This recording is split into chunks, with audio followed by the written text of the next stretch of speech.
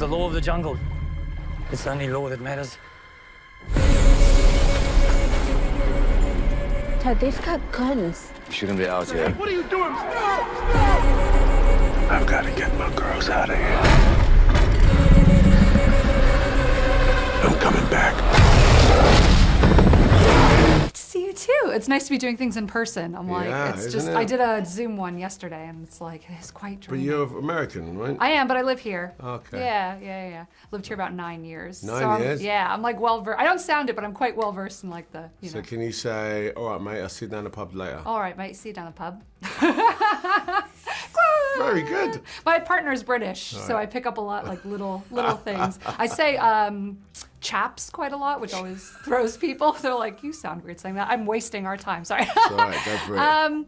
Lovely to meet you. This film was quite a ride. I said to people, it's exactly what you expect Idris Elba punching a lion to be like. But actually, it was quite a nice, it's like, it's this action-packed 90 minutes and you're like on this ride. And that's quite a nice, refreshing thing to see. So what was it about the film for you that you were like, okay, I'm in it. I'm gonna do this. I think that the trailer, and I shouldn't say this, but the trailer is slightly misleading from what the film is, because Idris Elba's not punching the lion. He's trying to run for his life. Yeah. And, but also, what was attractive is that this isn't like some, ex-military who can fight and is good with guns and is good with survivals and he's got his daughter. This is an ordinary man that's going through actually a tough time with loss and grief, and finds himself in this situation. And it's kind of like a what would you do situation, because your two daughters are being threatened by something you have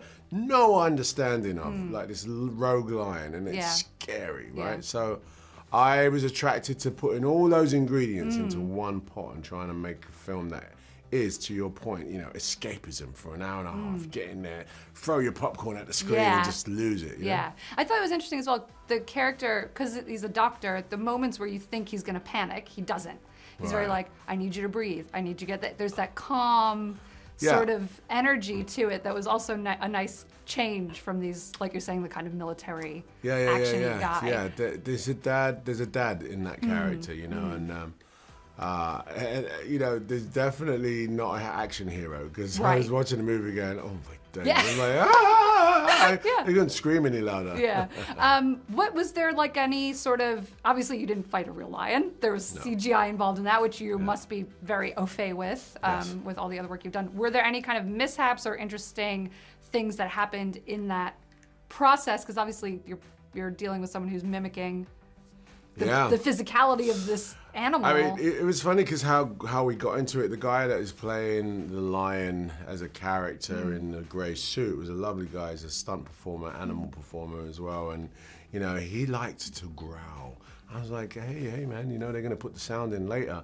He's like, I know, I just can't help doing it. Yeah. And at one point I had to be like, no, seriously, it's making me laugh. I'm trying to be serious here and be scary, and you're actually making me laugh. But it was, it was definitely one of these films that, if the lion doesn't work in the movie's over, right? So mishaps or mistakes were not allowed. We had to be as really prescribed about this as possible. I mean, personally, I thought it worked better, I don't know if I should say this on air, than The Lion King. The lion in this was scarier and and felt more real in a way. Yeah. And I don't know if it's that element of the person, there's a physical human kind of embodying that creature. Just to go back to your point about the dad character, I thought it was such an interesting, there's an interesting through line of protection and family, both for the lions and for the people. Yeah.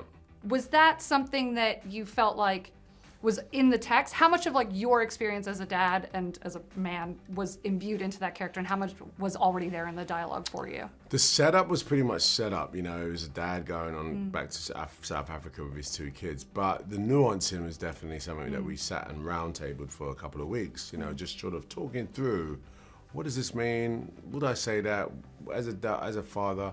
Also, there's a cultural element. This is a family, it's an African-American family in a survival movie. I thought it might be one of the first. And what we also wanted to be was kind of true to the cultural slant, which is, you know, kids listen to their dads, otherwise they get beat. You know? Right.